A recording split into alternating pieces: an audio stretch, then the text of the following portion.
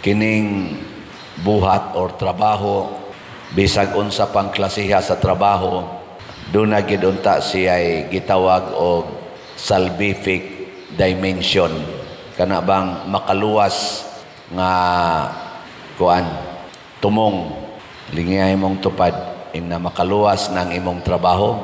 Ang trabaho ba makaluwas kay pulos man kita na ay trabaho, kada adlaw na agitay trabaho, bisan kanang pagduwa sa computer trabaho gyapon na, kanang pag TikTok trabaho, kanang prostitusyon trabaho, kanang pagkakulboy trabaho, sad dancing trabaho, duwa trabaho, daghang kitag trabaho.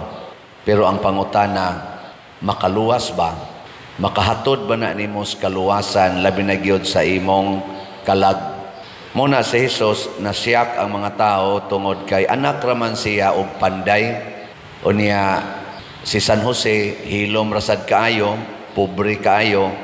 Niya si Jesus wasad ka eskwela, kaning gimensyon din nga iyang mga igsuon, ang meaning ani, ang iya maning mga suod nga mga kaliwat o mga barkada, kuyog-kuyog niya, pulos man sad mga way grado o mga pobre, mga mananagat.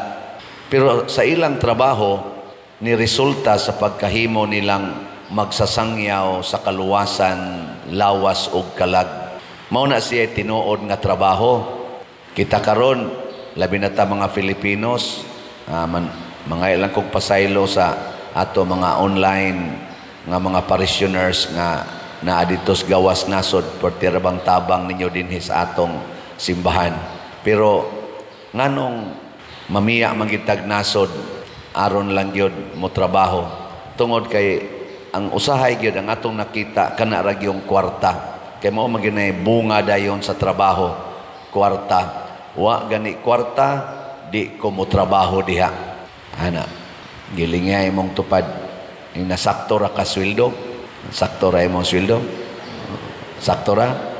Oh. Daghan kayo mo reklamo. Dili lang ko diha patay ta diha Di ta mabuhi. Bisan gani usahay kaming mga pari, moingon magani mi, paita ni ato assignment na karon mag kuan ra basat mi reshuffling. Ikadawat sa part-time sa taning parokyahan, di man mabuhing pari ani. Kay ang gihuna-huna ra gyud nato kana ra gyung aspeto sa kwarta or sweldo. Huna-huna ang kaluwasan sa kalag. Apil sang lawas, pero kalag mo giunahon. Muna si Jesus nahimong magsasangyaw, ang mga apostoles nahimong magsasangyaw. Bunga to sa ilang pag-mature, sa ilang pagka-mamumuo, sa ilang pagkatrabahante. Dili kay musangko sa pagkakurakot, musangko sa pagkakawatan, sa mga kwarta, musangko sa panag-away, musangko sa pagpinatyanay, o musangko sa pagkadao, o pagkahakog sa gahom o sa bahandi ang atong pagtrabaho. Ay narabay daghan, buutan kay tanan. Sa una, buutan kayo. Apil pas mga activities simbahan. Ga-eskwela pa, porti pobriha. Unya, ni-graduate dayon og marine or nautical. Sakay nagbarko, ngatos gawas, porti ng dagko ag sweldo. Pag human, nahimo ng mga sugarol. Mga puntos na dito sa buwangan, puntos na dito sa kasino. Unya, di na gyud mo simba. Dagko na kaayog mga balay, pero wa na'y mga silingan kay purti ng istriktuha. Bisan gani ang ilang silingan nga ilar sang parinti usahay, di na gani kaagi sa ilang usual nga agianan kay gikural na ni ining dato na kaniadto pobre karon na dato na. Naba na din sa ato sililuan, nahitabo. Naawa ing na imong tupad. Ing na gusto ka magdato. Ngutana, gusto ka magdato? Sa ato rong nang-apply pagka mamumuo sa atong nasod, kining nang-apply pagka senador hangtod sa kanini ang sa tawagan na konsehal sa lungsod. Mga aplikante man ron sila, mga labor force man sa government. Kita man ang government, kita man ang katauhan man mo ay gobyerno. Maunay na sa itong konstitusyon. Kita man ang employer sa atong nasod, kay kita may nagsigig sweldo ana nila. Kinsa kaharon aning mga nangaplay pagka mamumuo, bag-ong mga mamumuo, nasa uban diha, re-elect pagka mamumuo, magpadawat pag-usab. Kinsa kaha nila ang tinuod yung mga lagad nga way paghunahunag kwarta pero maghunahuna gyud kaluwasan sa atong nasod o kitang mga Filipinos. Sa man ana, Team Marcos o Team Duterte. Ato ng pamalandungan kay masipyat tagpili sama sa mga employer, masipyat kagpili og imong empleyado basig mahugno ra ng imong kompanya.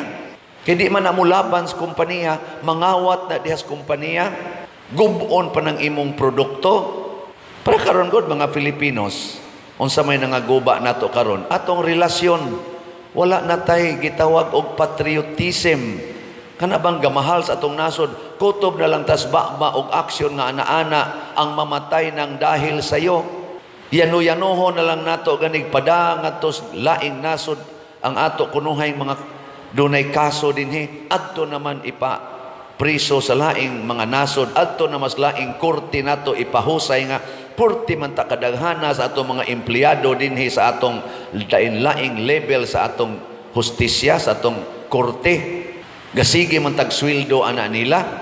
Nganong ang atong sama ni former President Rodrigo Duterte, kinahanglan man yung ipadla ngadto sa korte sa ICC, ngani aman tay daghang gisweldohan dinhi, dagko man kay na sila income.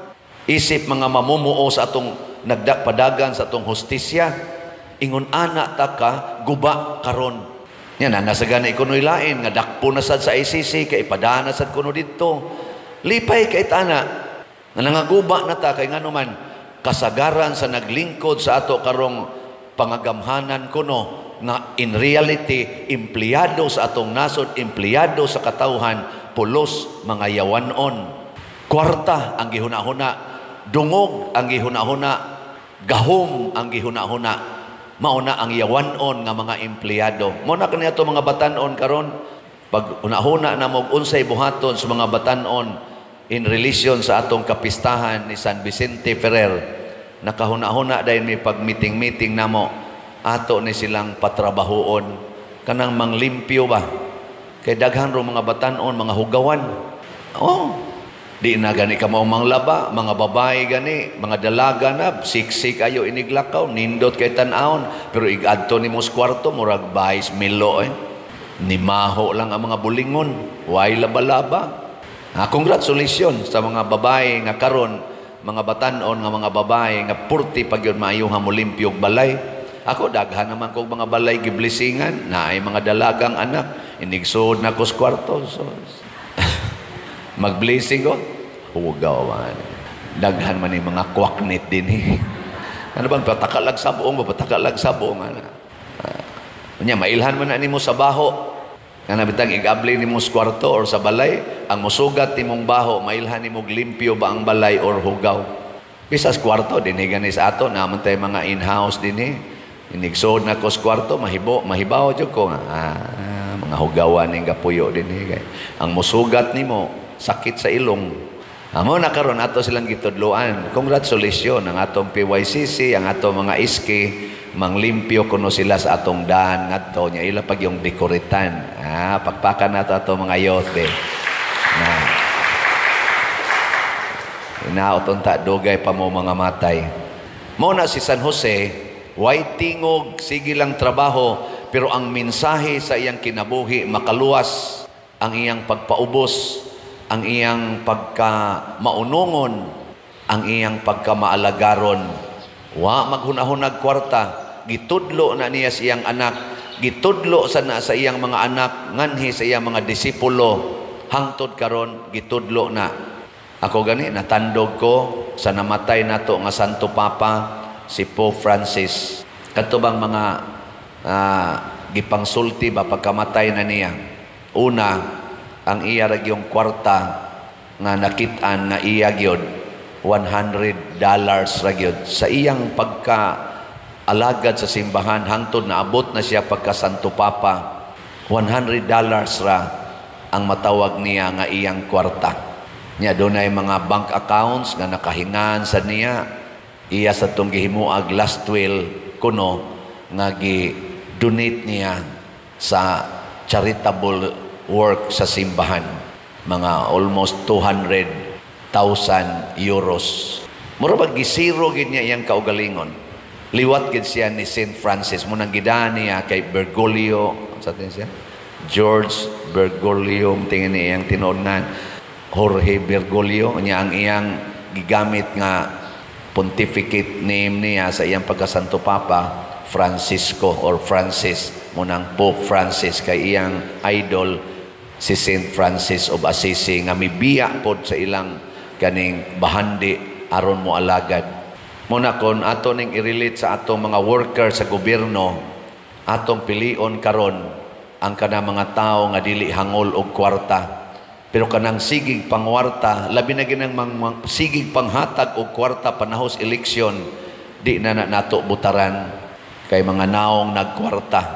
Gilingay mong tupad, ing nanana kay napilian, dool na baya lang, 11 na lang kaadlaw, na namoy napilian. Kay usahay manggod, ang atong tan-aw no, buutan ang tao basta magsigig panghatag og kwarta, buutan na nga politisyan. Dili kanunay, posible sad. Depende sa paghatag. O unsa man ang paghatag nga tinarong.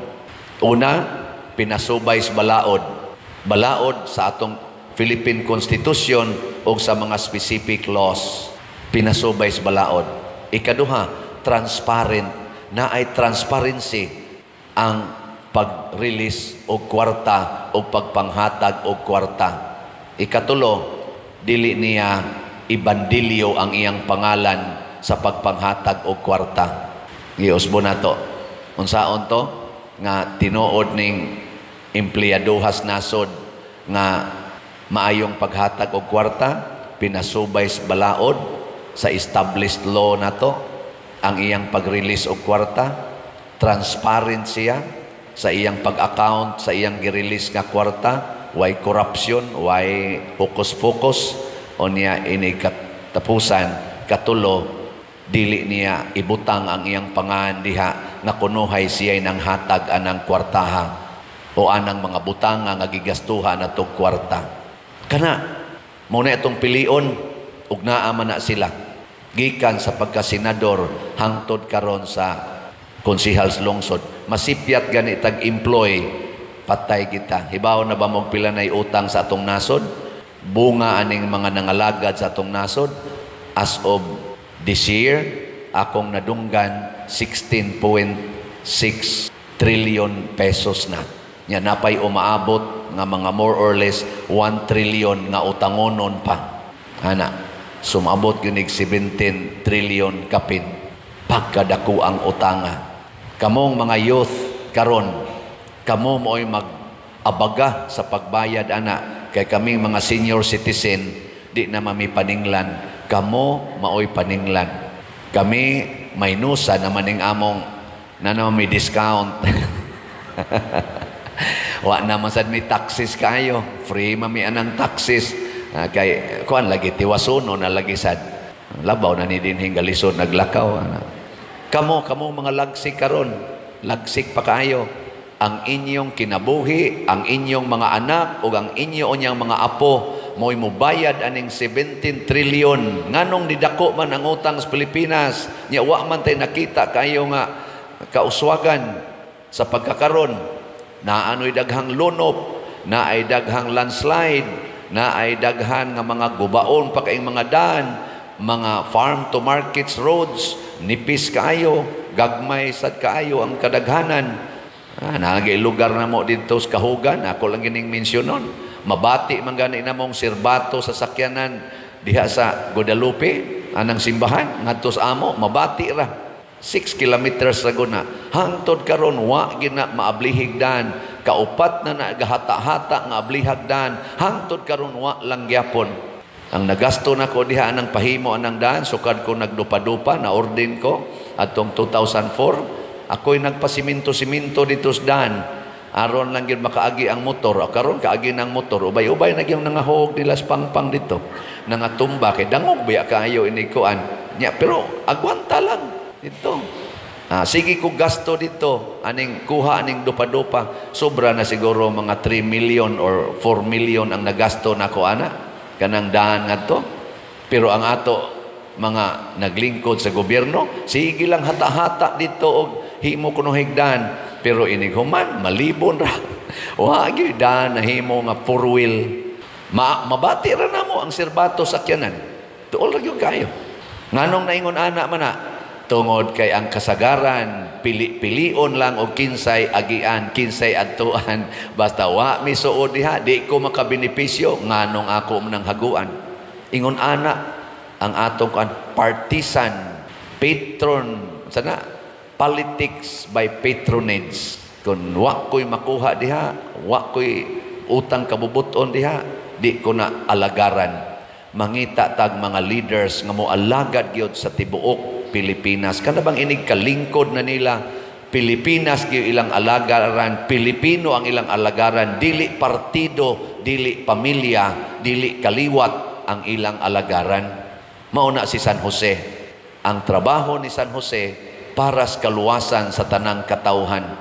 Ang trabaho ni Jesus sa pagsangyaw o trabaho sa mga santo samang San Vicente Ferrer for the entire humanity. Dili lang sa ilang kaugalingon. Kita sa dinhi sa atong parokya, sige tag pamaligyag slat para ni sa tibuok simbahan. Ni alagad ta dinis ato, alagad putas Archdiocese, alagad ta sa ubang mga parokya nga nanginahanglan nato dinhi nga makapaambita.